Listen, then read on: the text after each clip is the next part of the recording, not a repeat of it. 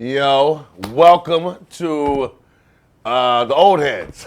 The old heads with your man King Bear Sadat, my man over at Ed Lyles. Hey, how you doing today? Back again to try to drop some truth bombs on the world and keep it real about what's been going on in society today and what have you.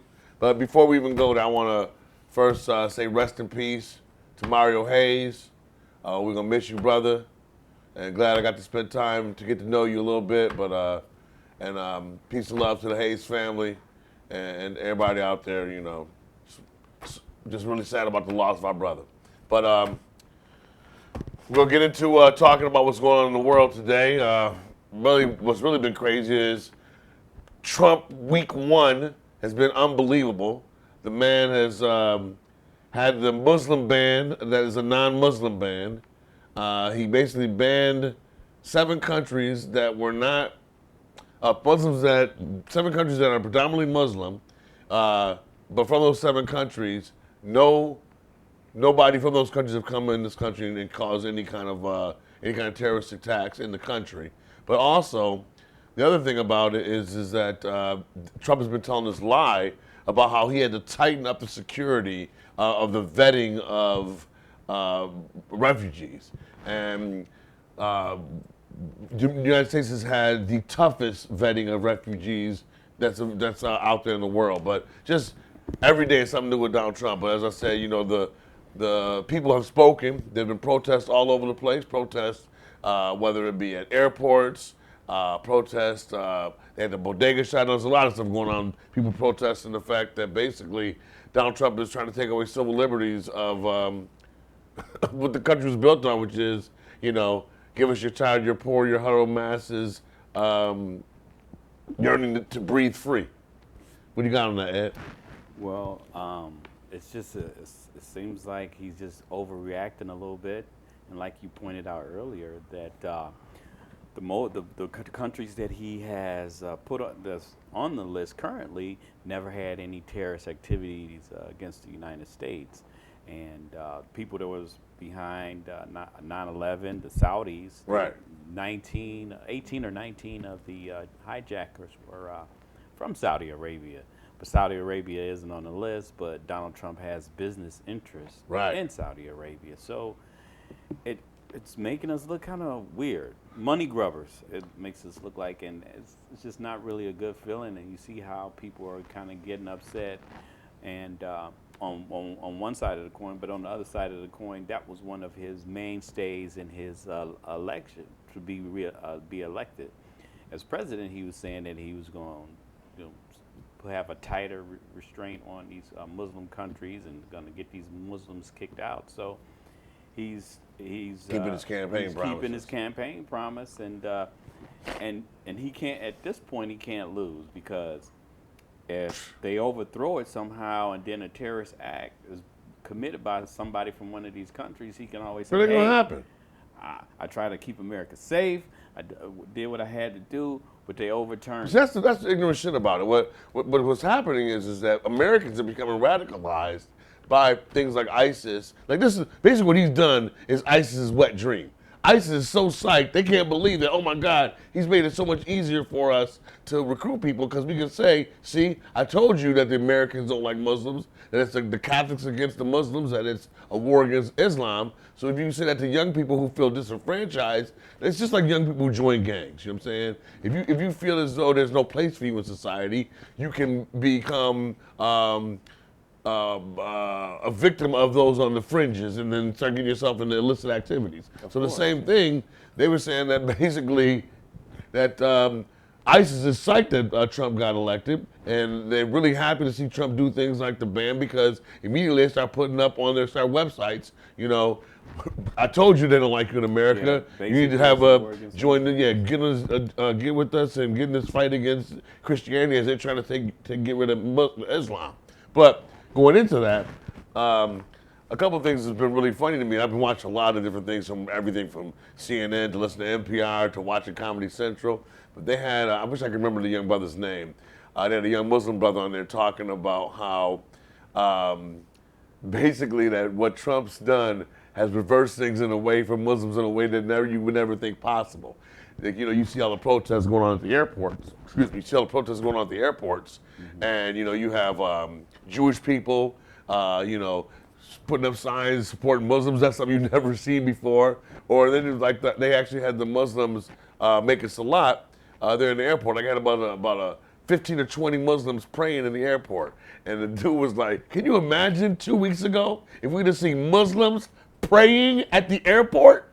Like how the country would have gone ballistic. Oh shit, they about to blow this bitch up. Let's get out. Right. But now Trumpson basically by being such a hateful bastard, he's basically had people uniting. It's been amazing to see all the protests going on around the country. As I was saying, you had the bodega protests, you had the protests going on in all the airports.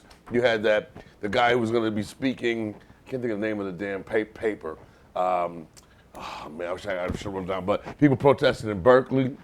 Yeah, you have white people tearing up Starbucks, so it's critical condition. I have a question about that because all those people who were masked doing the riots in Berkeley. How do we know that those were people? And I have no basis on which to say this. I'm just coming up with an idea of a possibility, a theory. How do we know that those people aren't Trump supporters who are masked to try to cause trouble and make it look like the left is doing violence and that it's not actually people on the left? How do we know it's not people planning it to do things like that? Hey, I don't have an answer for that one, but man, white people are pissed. I was like, man, they tearing up Starbucks, bruh. White people where you gonna get your latte at, bruh? Right. Right. And they having at it, so it's gonna be it's scary. And every day you wake up, it's like you're an ever-ending episode of the Trump reality show. Right. So you trip off how the AG, what's her name, the Attorney General Sally Yates, overturned. No, she declined to defend the Trump ban and said that she didn't know whether it was constitutional. Basically, they said that she basically. The White House said in a statement that Yates betrayed the Department of Justice, which is really crazy because when Sally Yates was being going under her questioning to be confirmed, Jeff Sessions, who's taken over as the new Attorney General, said, "Pose the question." I quote what he said. You have to watch out because people will be asking you to do things, and you need to say no. You think the Attorney General has the responsibility to say no to the president if he asks for something that's improper? That's what Sessions asked Yates, which is hilarious because they're saying that basically what the Trump administration is trying to put forth is if the Attorney General doesn't agree with doing what the president wants to do, then that Attorney General should resign. But meanwhile, the Attorney General's job is not to represent the President of the United States. Right. The Attorney General's job is to represent the people. Yeah, and enforce the laws. Right, and that's that bullshit. Like, you talk about, people are saying things like, fake news and alternate truths. The reality is that Trump not once mentions the idea of constitutionality. He doesn't mention anything. He didn't mention anything in his speech about the United States Constitution. He started talking about this should be a national day of presidential reflection or some bullshit. Like, I'm so annoyed with every day some other bullshit lie that they tell as though it's truth. Like, I'm just tired of that shit. And you see, and it's not lawful. That's why he went and bypassed the actual functioning of government. You write up a bill, and if he was going to be president, he should have had something written up already. Same thing with the Health Care Act. He didn't even go over anything. He didn't even go over it with anybody. No, right. He did sign the executive order. That's not really lawful. There's already, like I said, there's already a law in the book concerning immigration. Right. So he's just going to bypass the law and just do whatever he wants to do. And then he's going to do, not saying it's illegal, you have a right to execute an executive order. But then on top of that, the courts haven't had a chance to actually figure out if it's legal, lawful or not. Right. And in the medium, he wants the Attorney General to basically to break the law. Right. He's like, hey, this is not how it's supposed to be drawn up. We have to examine this to make sure we're not breaking the law. No, but I'm the emperor, and you're gonna do as I say. Tuesday night is gonna be Trump steak nights, everybody has to eat steaks and only Trump steaks provided to you by the Trump Corporation. I'm so sick of that motherfucker, man. I hate to sit there and talk about the president that way, but I can't believe that Donald Trump is so awful. He's making me miss George Bush. Like, he is right of George Bush. Like, it's insane how it's crazy what this man does. Bush was an idiot, but at least he had his father made sure he had enough intelligent people surrounding him so he wouldn't totally fuck up. Trump, in Trump's case, he's just a loose gun, and it doesn't seem like he has a real intellect of what he's actually doing. And I was reading this article, and a reporter went to Trump and asked him what was the last book he read. He's like, he don't read.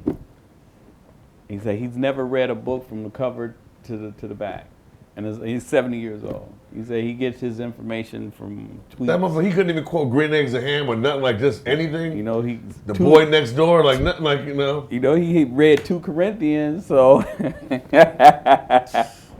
I read the Trump by Trump. I read Trump. And the guy that wrote his book, The Art of the Deal, he said that Trump hasn't even read his own book. Yeah.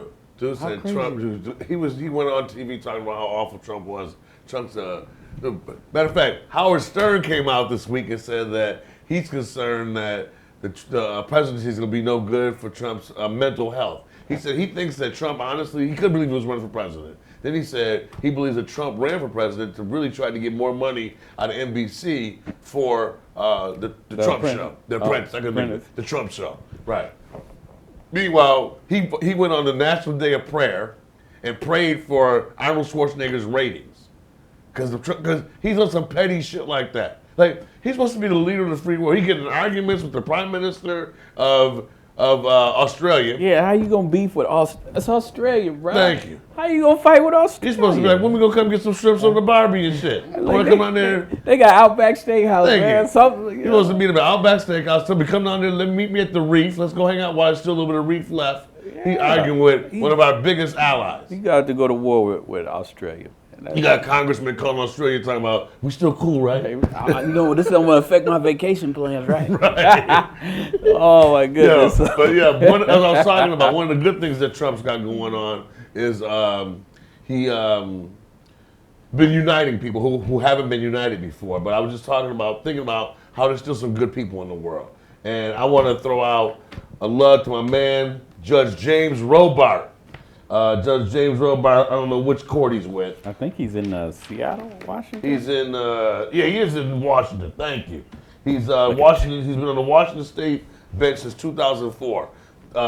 Judge Robart is the one who basically lifted Trump's travel ban and basically said it was unconstitutional to do so. But my man's got a hell of a record. First of all, he was put in office in 2004 under George Bush, which is insane that George Bush put this man on white. Just the idea that a person from the right would put somebody who's so liberally thinking, and some of the things this man's done. Like, for example, the man's done things with, they actually have him quoted, Robert has sparked controversy before. According to a video posted on U.S. Court's website, Robert, or maybe Robart, can be seen saying that Black Lives Matter in a court hearing in August 2016. The remarks came during a hearing for a 2012 lawsuit demanding that the Seattle Police Department adopt changes after the Department of Justice found reasonable cause to believe that the Seattle Police Department had engaged in a pattern or practice of excessive force. The DOJ report also identified serious concerns about certain practices that could have a desperate impact on minority communities, and this judge stood up for us, man. Like, he's done a lot of good things. He's been part of the, he's on the board for Seattle Children's Home, but basically, you can see people who care about people, and people who don't give a damn about nobody else except for the mighty dollar. That's all they're concerned about. I mean, you look at some of the. Okay, here's one. I was talking to somebody recently about, at this point, why do we still need to see Donald Trump's taxes? At this point, it ain't even about whether he paid taxes or not. It's to find out who he has allegiances to find out what corporations he owe debt to find out basically basically they need to do a forensic DNA, a forensic tax, whatever, to find out everything this man's involved in, because he is making decisions based on what's going to benefit his trust. or his friends. Yeah, but you knew that coming in. But the thing is, you know he's gonna do it, but you have proof as to who it is. But money is all electronic anyway, so they know what his interests are, what all his stuff is. Who's that? IRS, got federal Well, government. yeah, they know. We don't know. So I'm saying, look, the people are protesting because of the shit they know. See, it don't matter. It don't matter. Even if you did have his taxes, you don't know exactly what they're doing anyway. Here, I'm giving you this paper. There's my taxes. That's what I'm letting you know what I got. I got an ace in my boot too, though. Yeah, I'm but not telling you okay, that. we may not know everything he's doing, but at least we would know some of the things he's doing. For example, there's all these different things. There's some things talking about protesting Trump businesses. But because of the fact that people will know what his businesses are, they can know who to boycott. So I guess we're done? Just done. Oh, so I didn't understand what that signal was. Unfortunately, as I spoke of earlier, my